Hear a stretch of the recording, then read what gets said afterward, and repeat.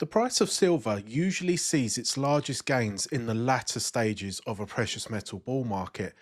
But why is this? And how high could silver go in this current cycle? Whilst gold is the primary safe asset investment during a financial crisis, silver tends to follow gold's lead, but in a more exaggerated way. Unlike gold, which is predominantly a monetary asset, silver has a dual function as both an investment and an industrial metal. In 2024, industry accounted for 58% of total silver demand. This distinction plays a crucial role in why silver lags behind gold in the early stages of a bull market. When economic conditions are uncertain, industrial activity tends to decline, which weakens silver's demand relative to gold. This is why silver doesn't rally as aggressively in the early stages of a bull market, because market participants are more focused on the safe haven demand of gold. As we saw with the lockdowns in 2020, the silver price initially sold off, and this is in response to markets trying to price in a reduction in industrial demand and therefore,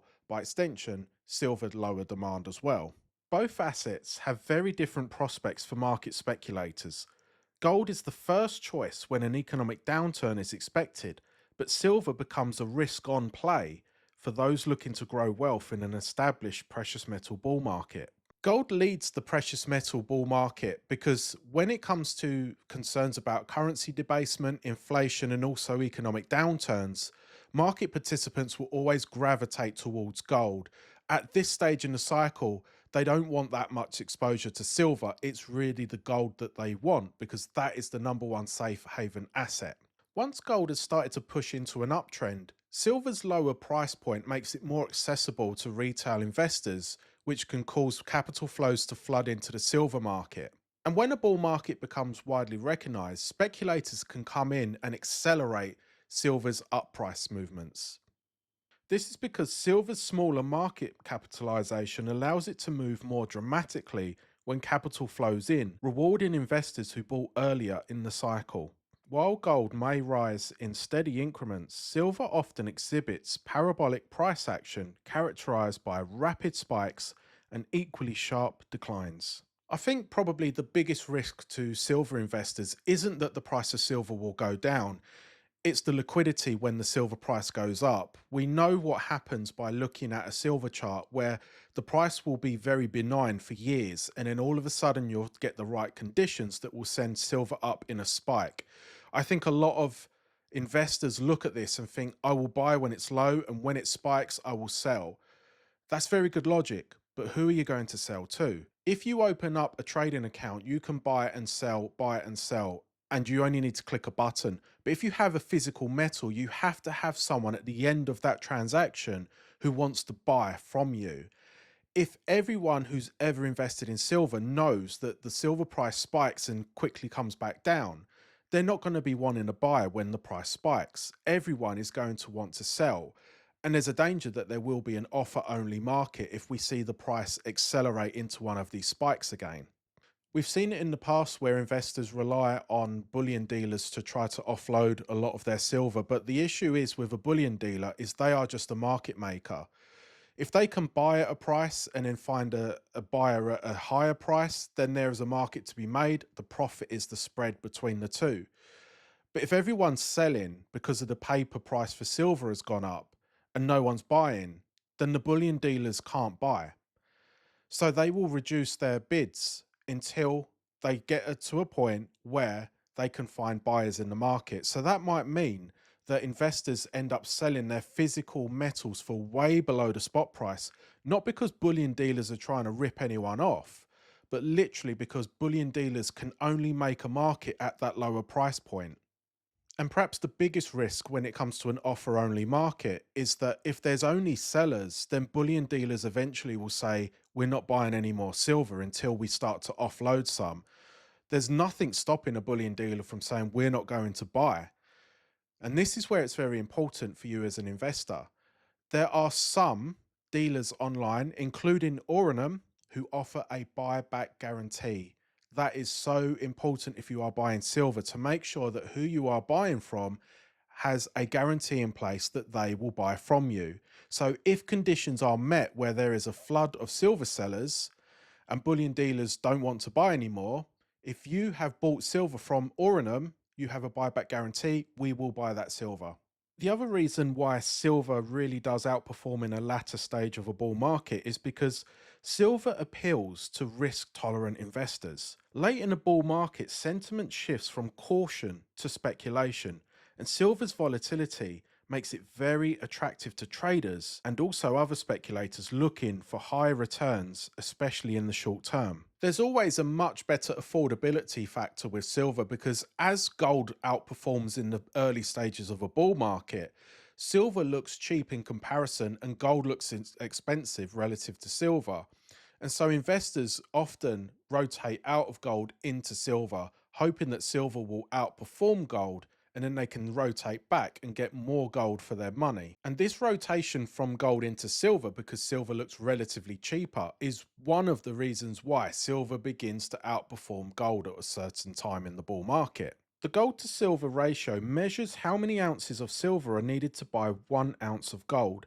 Historically, this ratio remains high in the early stages of a bull market, often exceeding 80 ounces of silver to every 1 ounce of gold. However, as the bull market progresses, the ratio typically contracts, signaling silver's outperformance. When a gold bull market begins, silver struggles to keep up, leading to a historically high gold to silver ratio. As speculative interest shifts to silver, the ratio often drops significantly, falling to 50 to 1 or lower. This compression reflects silver's rapid price surge. In 2011, the ratio fell from 80 to 1 to nearly 30 to 1, coinciding with silver's run to nearly $50 per ounce. As of Q1 2025, gold's market capitalization is 15.5 trillion, whereas silver's is 1.3 trillion, making gold 10 times more valuable than silver. When evaluating the relative performance of gold and silver, there are several recent examples of how silver has a late outperformance. Taking the 1st of June 2007 as a base, silver was down minus 15.52% by the 20th of August 2007, whilst gold was only down 1.49%. But at the short-term peak in mid-March 2008, gold had risen 49.4%, while silver was now up 51%. The most obvious example of a late silver performance is the 2011 bull market peak. Using the same base of the 1st of June 2007, the peak of the silver rally was in late April 2011, in which silver had gained 254%. At this point, gold had risen 128.9%. Showing how the gains were much more impressive for silver investors than gold. So what does this mean for the current prospects in Q1 2025? If we use the beginning of the year 2000 as a base and look at how much silver and gold have performed since then, silver is actually up 548%, but gold is up 957%. The disparity between the performances has been caused mostly by huge central bank gold purchases. They are buying gold, but they are not buying silver, which means gold has received a tailwind that silver has not. The fact that silver is lagging gold is a sign that we are not currently at the top of the gold market. Personally, I'm more of a gold investor. I've never been a huge fan of silver, but I see its potential for allowing someone to rotate from silver to gold and gold to silver and build up their gold reserves over the long term. And what I am seeing in the market is that investors are generally gravitating towards silver because they see it as a better, attractive valuation in today's prices.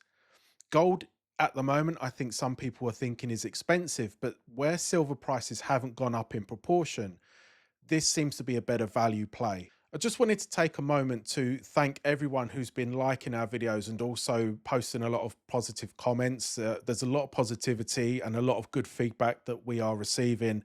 So thank you very much for that. It takes a long time to publish these videos, and it's really nice to see that they are being appreciated by fellow investors. The only thing is with the videos is that they are quite time consuming to make, so I don't get the time to make a video on every bit of analysis that the Auronum website publishes. So if you click the link in the description, you'll be taken to all of the articles that we've ever published, and we focus on what impacts the price of platinum, silver, gold, investor psychology, how other markets interact with precious metals. If you're interested in economics and investment, you will find a lot of good gold nuggets in our article section. So be sure to click the link in the description and you can see as soon as we publish any new research and browse the articles that we've put out to date.